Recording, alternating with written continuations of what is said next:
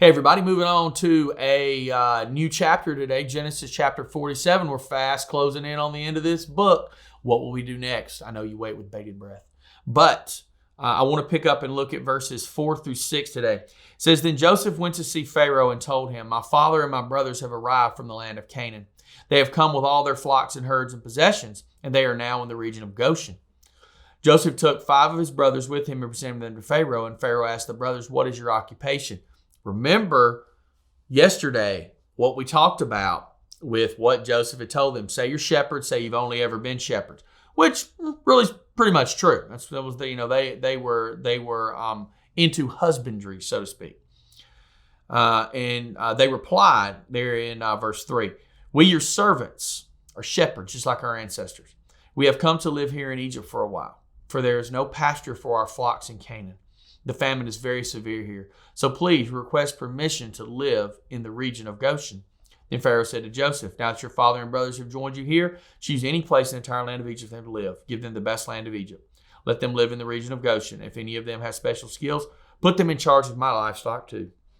Now, why do all this? Like this is a lot, right?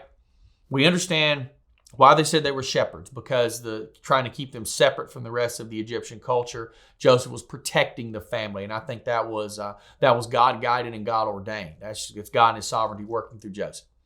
So when I think about why would Pharaoh do this, remember, everybody else is starving.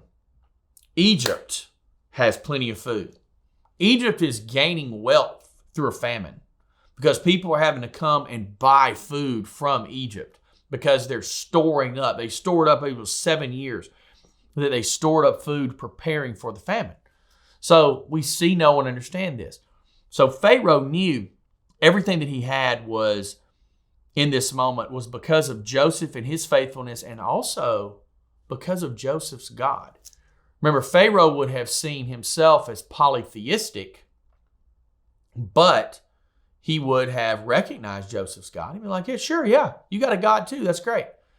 And Joseph's God, who was the one true God, everything else was false, had guided Egypt into prosperity in this moment.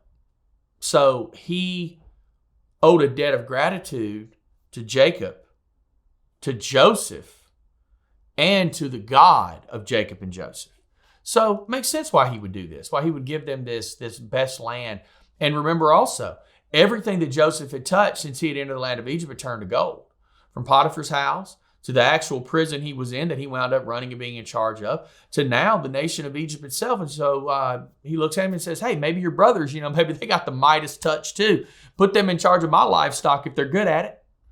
So it's kind of a reward for a job well done for Joseph.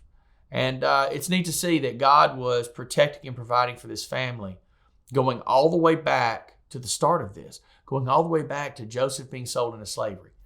God had a plan, and God used Joseph's brother's own sinfulness to bring it about. God can work through anything. Nothing is out of His purview. Nothing overrules God's plans. And we'll see how Joseph and Jacob and Pharaoh respond next.